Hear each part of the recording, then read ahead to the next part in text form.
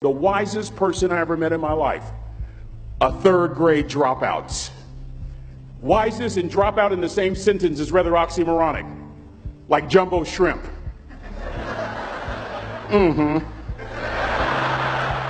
Like fun run, ain't nothing fun about it. Like Microsoft Works, y'all don't hear me. I used to say like country music, but I've lived in Texas so long, I love country music now. I hunt, I fish, I have cowboy boots and cowboy. Y'all, I'm a black neck redneck. Do you hear what I'm saying to you?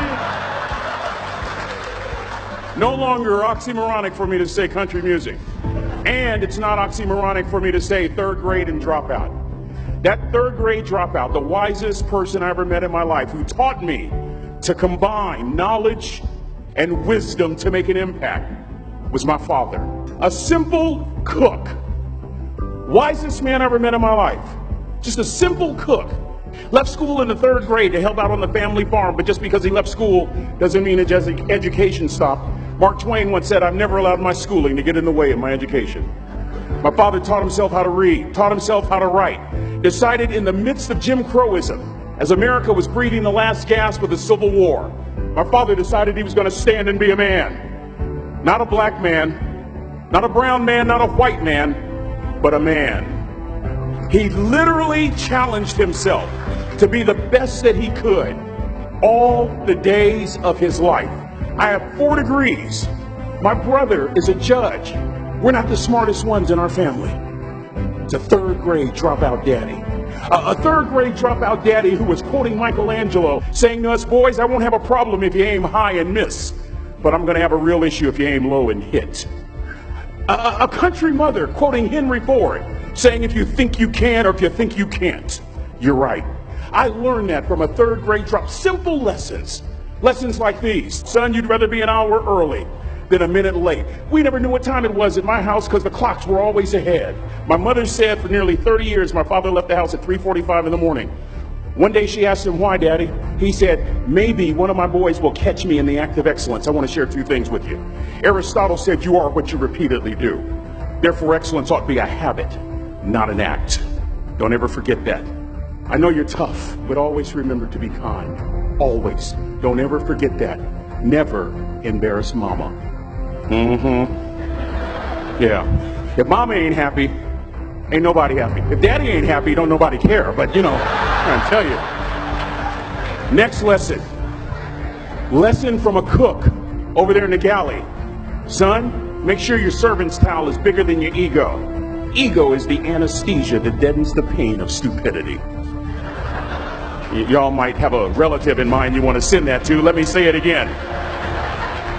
Ego is the anesthesia that deadens the pain of stupidity. Pride is the burden of a foolish person. John Wooden coached basketball at UCLA for a living, but his calling was to impact people. And with all those national championships, guess what he was found doing in the middle of the week? Going into the cupboard, grabbing a broom, and sweeping his own gym floor. You want to make an impact? Find your broom. Every day of your life, you find your broom. You grow your influence that way. That way you're attracting people so that you can impact them. Final lesson. Son, if you're going to do a job, do it right. I've always been told how average I can be. Always been criticized about being average. But I want to tell you something. I stand here before you, before all of these people, not listening to those words, but telling myself every single day to shoot for the stars, to be the best that I can be. Good enough isn't good enough if it can be better, and better isn't good enough if it can be best.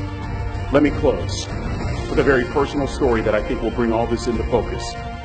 Wisdom will come to you in the unlikeliest of sources, a lot of times through failure. When you hit rock bottom, remember this. While you're struggling, rock bottom can also be a great foundation on which to build and on which to grow. I'm not worried that you'll be successful. I'm worried that you won't fail from time to time. A person that gets up off the canvas and keeps growing, that's the person that will continue to grow their influence. Back in the 70s, to help me make this point, let me introduce you to someone. I met the finest woman I'd ever met in my life. Back in my day, we'd have called her a brick house. This woman was the finest woman I'd ever seen in my life. There's just one little problem. Back then, ladies didn't like big old linemen. The Blind Side hadn't come out yet. They like quarterbacks and running backs. We're at this dance, and I find out her name is Trina Williams from Lompoc, California. And we're all dancing, and we're just excited. And I decide in the middle of dancing with her that I would ask her for her phone number. Trina was the first one. Trina was the only woman in college who gave me her real telephone number. The next day, we walked to Baskin & Robbins ice cream parlor. My friends couldn't believe it. This has been 40 years ago, and my friends still can't believe it. We go on a second date, and a third date, and a fourth date. We drive from Chico to Vallejo so that she could meet my parents. My father meets her. My daddy, my hero, he meets her, pulls me to the side and says, "Is she psycho?" But anyway, we go together for a year, 2 years, 3 years, 4 years. By now, Trina's a senior in college. I'm still a freshman, but I'm working some things out. I'm so glad I graduated in 4 terms. Nixon, Ford, Carter, Reagan. So now it's time to propose. So I talk to her girlfriends, and it's California. It's in the 70s, so it has to be outside. You have to have a candle, and you have to have, some chocolate. Listen, I'm from the hood. I had a bottle of Boone's Farm wine. That's what I had. She said yes. That was the key. I married the most beautiful woman I'd ever seen in my life. Y'all ever been to a wedding, and even before the wedding starts, you hear this? How in the world? And it was coming from my side of the family.